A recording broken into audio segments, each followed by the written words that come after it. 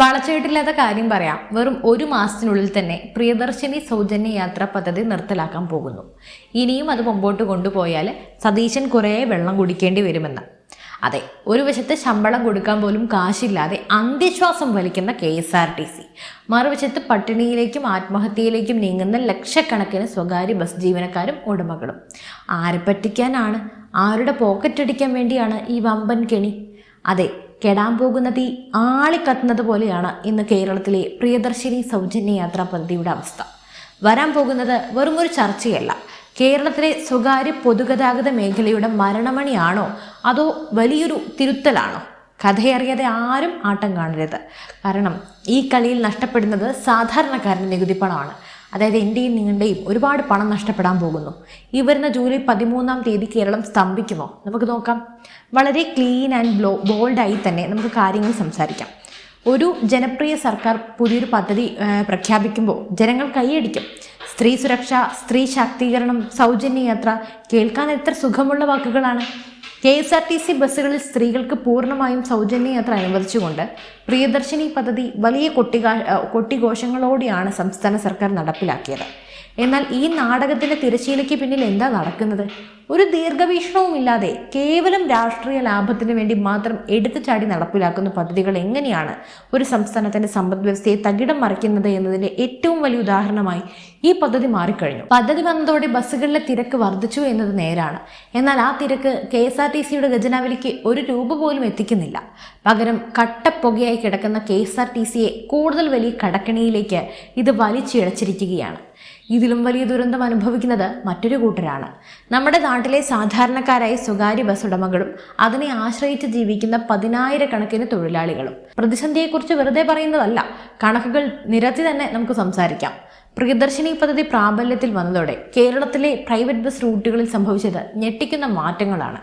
സാധാരണയായി KSRTCയും പ്രൈവറ്റ് ബസ്സുകളും ഒരേ റൂട്ടുകളിൽ മത്സരിച്ചോടുന്ന നിരവധി സർവീസുകൾ കേരളത്തിലുണ്ട്. KSRTCയിൽ സ്ത്രീകൾക്ക് യാത്ര പൂർണ്ണമായും സൗജന്യമായതോടെ പ്രൈവറ്റ് ബസ്സുകളിൽ കയറിയിരുന്ന് വലിയൊരു വിഭാഗം യാത്രക്കാർ കൂട്ടത്തോടെ KSRTCയിലേക്ക് മാറി. ഫലം എന്തായിരുന്നു? സ്വകാര്യ ബസ്സുകളിലെ പ്രതിദിന കളക്ഷൻ പകുതിയായി, അതായത് 50% ഒറ്റയടിക്ക് ഇടിഞ്ഞ് താണു. ഒരു ബസ് റോഡിൽ ഇറക്കണമെങ്കിൽ ഇന്ന് എന്തൊക്കെ ചിലവുകളുണ്ടെന്ന് ആലോചിച്ചിട്ടുണ്ടോ?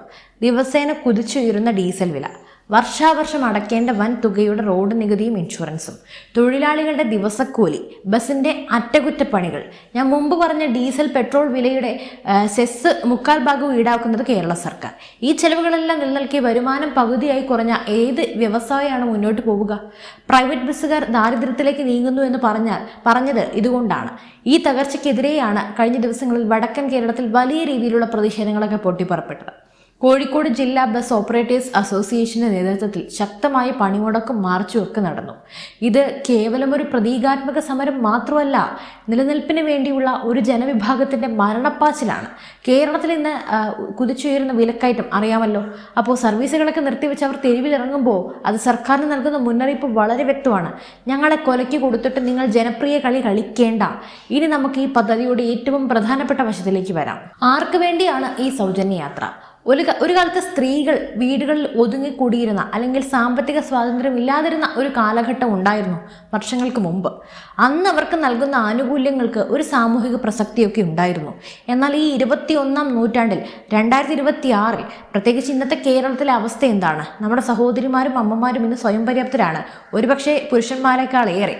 അവർ IT മേഖലയിലും സർക്കാർ ജോലികളിലും ബിസിനസ്സിലും കൂലിപ്പണിയിലും ഉൾപ്പെടെ സ്വന്തമായി അധ്വാനിച്ച് അന്തസ്സായി ജീവിക്കുന്നവരാണ്. പുരുഷന്മാരെക്കാൾ മികച്ച രീതിയിൽ വരുമാനം ഉണ്ടാക്കുന്ന ലക്ഷക്കണക്കിന് സ്ത്രീകൾ ഇന്ന് കേരളത്തിലുണ്ട്. അങ്ങനെയുള്ള സാഹചര്യത്തിൽ സാമ്പത്തിക നിലവാരം പോലും നോക്കാതെ യാത്ര ചെയ്യുന്ന എല്ലാ സ്ത്രീകൾക്കും 100% സൗജന്യ യാത്ര നൽകുക എന്ന് പറയുന്നതിൽ എന്ത് യുക്തിയാണുള്ളത്? ഒരു സർക്കാർ ഉദ്യോഗസ്ഥയായി സ്ത്രീക്കും വൻകിട ബിസിനസ് നടത്തുന്ന ഒരു സ്ത്രീക്കും യാതൊരു മാനദണ്ഡവും ഇല്ലാതെ സൗജന്യ യാത്രയൊക്കെ കൊടുക്കുമ്പോൾ ദിവസക്കൂലിക്ക് പണിയെടുക്കുന്ന പുരുഷന്മാരും അതുപോലെ നമ്മുടെ വിദ്യാർത്ഥികളും എല്ലാം തന്നെ ഈ മുഴുവൻ കാശും കൊടുത്ത് ടിക്കറ്റ് എടുത്ത് യാത്ര ചെയ്യണമെന്നൊക്കെ പറയുമ്പോൾ അതിലൊക്കെ എന്ത് വിരോധാഭാസമാണുള്ളത് എന്ന് ചിന്തിച്ചു നോക്കൂ. ഇത് എവിടുത്തെ സമത്വമാണ്? എന്ത് തരം സോഷ്യലിസമാണിത്? ഈ അനാവശ്യ സൗജന്യ യാത്ര മൂലം സംഭവിക്കുന്നത് എന്താണെന്ന് വെച്ചാൽ അർഹതപ്പെട്ട ആനുകൂല്യങ്ങൾ ലഭിക്കേണ്ട യഥാർത്ഥ പാവപ്പെട്ടവർക്ക് പോലും നാളെ ഈ പൊതുഗതാഗത സംവിധാനം ഇല്ലാതാകുന്ന അവസ്ഥ വരും. കാരണം വരുമാനമില്ലാതെ KSRTC എത്ര നാൾ മുന്നോട്ട് പോകും? ഇനി നമുക്ക് KSRTCയുടെ കണക്കുകളിലേക്ക് വരാം. പ്രിയദർശിനി പദ്ധതി വരുന്നതിന് മുമ്പും KSRTC ലാഭത്തിലൊന്നും ആയിരുന്നില്ല. അത് ഞാൻ പറഞ്ഞ് നിങ്ങളെ അറിയിക്കേണ്ട കാര്യമില്ല, അതെല്ലാവർക്കും അറിയാവുന്നൊരു സത്യമാണ്. കോടികളുടെ ബാധ്യത, ഡീസൽ കുടിശ്ശിക, ജീവനക്കാരുടെ പെൻഷനും ശമ്പളവും കൊടുക്കാൻ സർക്കാരിന്റെ ഗ്രാന്റിനായി കാത്തു നിൽക്കുന്ന അവസ്ഥ, ഇങ്ങനെയുള്ളൊരു വെള്ളാനയുടെ പുറത്താണ് സർക്കാർ വീണ്ടും കോടികളുടെ ബാധ്യത വരുന്ന ഈ സൗജന്യ പദ്ധതി കെട്ടിവെച്ചത്. സ്ത്രീകൾ സൗജന്യമായി യാത്ര ചെയ്യുമ്പോൾ അതിനുള്ള തുക സർക്കാർ KSRTCക്ക് സബ്സിഡിയായി നൽകും. അതാണ് പ്രഖ്യാപനം. എന്നാൽ ട്രഷറി പൂട്ടിക്കിടക്കുന്ന പിച്ചച്ചട്ടിയിൽ കൈയിട്ട് വരുന്ന സംസ്ഥാന സാമ്പത്തിക സ്ഥിതിയിൽ ഈ തുക കൃത്യമായി KSRTCക്ക് ലഭിക്കുമോ? ഒരിക്കലുമില്ല. ഫലത്തിൽ KSRTC കൂടുതൽ വലിയ നാശത്തിലേക്ക് കൂപ്പുകുത്തുകയാണ് ചെയ്യുന്നത്. ബസ്സുകളുടെ എണ്ണം കുറയുന്നു. നിലവിലുള്ള ബസ്സുകൾ കൃത്യമായി മെയിൻ്റനൻസ് ചെയ്യാൻ കാശില്ല. ജീവനക്കാർ കടുത്ത മാനസിക സമ്മർദ്ദത്തിലാണ്. ഒരു വശത്ത് ആളും ആരവുമായി പ്രിയദർശിനി പദ്ധതി ആഘോഷിക്കുമ്പോൾ മറുവശത്ത് കേരളത്തിന്റെ സ്വന്തം ആനവണ്ടി പതുക്കെ പതുക്കെ കട്ടപ്പുറത്തേക്ക് വീണ്ടും നീങ്ങുകയാണ്.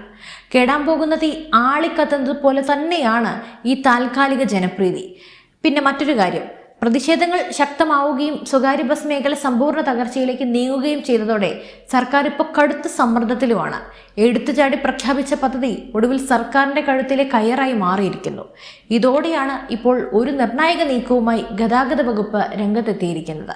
പദ്ധതിയുടെ പുരോഗതിയെക്കുറിച്ചും അതുണ്ടാക്കിയ കടുത്ത സാമ്പത്തിക ആഘാതങ്ങളെക്കുറിച്ചും പഠിക്കാൻ ഒരു വിദഗ്ധ സമിതിയെ നിയോഗിക്കാൻ സർക്കാർ തീരുമാനിച്ചിരിക്കുന്നു. എന്തൊരു കോമഡിയാണിത്! എന്താണ് ഇതിൻ്റെയൊക്കെ അർത്ഥം? പദ്ധതി പാടെ പാളിപ്പോയി എന്ന് സർക്കാർ പരോക്ഷമായി സമ്മതിച്ചിരിക്കുകയാണ്. സ്വകാര്യ ബസ് ഉടമകളുടെ പരാതികൾ വ്യാപകമായും ക്രമസമാധാന പ്രശ്നങ്ങളിലേക്ക് നീങ്ങുമെന്ന ഭയവുമാണ് ഈ പെട്ടെന്നുള്ള പിന്മാറ്റത്തിന് പിന്നിൽ. ഈ വിദഗ്ധ സമിതി എന്താണ് പഠിക്കുക? പ്രിയദർശിനി പദ്ധതി മൂലം KSRTCക്ക് ദിവസേന ഉണ്ടാക്കുന്ന യഥാർത്ഥ നഷ്ടം എത്രയാണ്? രണ്ടാമത്, സ്വകാര്യ ബസ്സുകളുടെ റൂട്ടുകളിൽ യാത്രക്കാരുടെ എണ്ണത്തിൽ എത്ര ശതമാനം കുറവുണ്ടായി? മൂന്നാമത്, ഈ പദ്ധതി ഗതാഗത മേഖലയെ മൊത്തത്തിൽ തകർത്തോ? ഈ ചോദ്യങ്ങൾക്കുള്ള ഉത്തരം കണ്ടെത്താനാണ് സമിതി. പക്ഷെ ഇതുകൊണ്ട് മാത്രം പ്രശ്നം തീരൂ? യഥാർത്ഥ ക്ലൈമാക്സ് കിടക്കുന്നത് ഇനി വരാൻ പോകുന്ന ദിവസങ്ങളിലാണ്. ഈ മാസം 13-ാം തീയതി, അതായത് ജൂലൈ 13-ന് ഗതാഗത വകുപ്പിന്റെ നേതൃത്വത്തിൽ സ്വകാര്യ ബസ് ഉടമകളുടെ പ്രതിനിധികളുമായി സർക്കാർ ഒരു പ്രത്യേക ചർച്ച നിശ്ചയിച്ചിട്ടുണ്ട്. തർക്കങ്ങളും പ്രശ്നങ്ങളും നേരിട്ട് ചർച്ച ചെയ്ത് ഒരു മധ്യസ്ഥ ഫോർമുല കണ്ടെത്താനാണ് ഈ അടിയന്തര യോഗം. അതോടെ ഇക്കാര്യത്തിൽ ഒരു തീരുമാനമാകും. പിന്നെ അതിനൊപ്പം തന്നെ ഞാൻ ഒരു കാര്യം കൂടി ചേർത്ത് പറയാം. ഈ പദ്ധതി ഇവർ പ്രഖ്യാപിക്കുന്നത് ഇലക്ഷൻ്റെ സമയത്താണ്. എങ്ങനെയെങ്കിലും ഒന്ന് UDFന് ജയിച്ച് കയറണം. കാരണം 3-ാം തവണയും തോറ്റു കഴിഞ്ഞാൽ നാണക്കേടാണ്. പിന്നെ ഇവിടെ തലയിൽ മുണ്ടിടാതെ നടക്കാൻ പറ്റില്ല. അപ്പോൾ അങ്ങനെയുള്ളൊരു സാഹചര്യത്തിലാണ് ഇത്തരത്തിലൊരു പദ്ധതി അവർ പ്രഖ്യാപിച്ചത്. അപ്പോൾ അവർ ജയിച്ചു കയറുകയും ചെയ്തു. അതും നല്ല ഒന്നാന്തരം വിജയത്തിളക്കത്തോടെ തന്നെയാണ് അവർ അധികാരത്തിലേറിയത്. ആ സമയത്ത് പ്രിയദർശിനി എന്തുകൊണ്ട് നടപ്പിലാക്കുന്നില്ല എന്ന് ചോദിച്ചപ്പോൾ അങ്ങനെയാണ് സർക്കാർ അധികാരമേറ്റിയതിന് തൊട്ടു പിന്നാലെ തന്നെ പ്രിയദർശിനിയും പ്രാവർത്തികമാക്കുന്നത്. എന്നാൽ അന്നേ അവർക്കറിയാം ഈ പദ്ധതി തീർച്ചയായും പാളിപ്പോകുമെന്നും സ്വകാര്യ ബസ് ഉടമകൾ ഇതിനുവേണ്ടി സമരത്തിനിറങ്ങുമെന്നും. അതുകൊണ്ട് തന്നെ അവർ ഈ പദ്ധതി നടപ്പിലാക്കുകയും ചെയ്തു. 1 മാസത്തിനുള്ളിൽ തന്നെ സ്വകാര്യ ബസ് ഉടമകളുടെ സമരവും എത്തി. അവർ മുൻകൂട്ടി നിശ്ചയിച്ചത് പ്രകാരം തന്നെ സ്വകാര്യ ബസ് ഉടമകളുടെ നിർബന്ധപ്രകാരം അവരുടെ പ്രതിഷേധത്തിന്റെ കാരണത്താൽ പ്രിയദർശിനി താൽക്കാലികമായി നിർത്തിവെക്കുന്നു എന്നൊരു നാടകമാണ് ഇനി ഇവിടെ നടക്കാൻ പോകുന്നത്. സംശയമുണ്ടെങ്കിൽ നിങ്ങളിത് ഓർത്ത് വെച്ചോളൂ, ഈ വീഡിയോ സേവ് ചെയ്ത് വെച്ചോളൂ. എന്നിട്ട് ഇനി ഭാവിയിൽ നടക്കാൻ പോകുന്നത് എന്താണെന്ന് നമുക്ക് കണ്ടു തന്നെ അറിയാം. ഈ പദ്ധതി പ്രഖ്യാപിക്കുമ്പോഴേ പല കൂട്ടരും ഇത് മുൻകൂട്ടി കണ്ട് പ്രവചിച്ചതാണ്. അതുകൊണ്ട് ഞാനിത് പറഞ്ഞതുകൊണ്ട് ഞാൻ പ്രത്യേകം സ്റ്റാറാവുന്നൊന്നുമില്ല. എന്തായാലും നിങ്ങളുടെ അഭിപ്രായങ്ങൾ തീർച്ചയായും താഴെ കമൻറ്റ് ചെയ്യൂ. മറ്റൊരു വിഷയമായി വീണ്ടും എത്തും വരെ നന്ദി.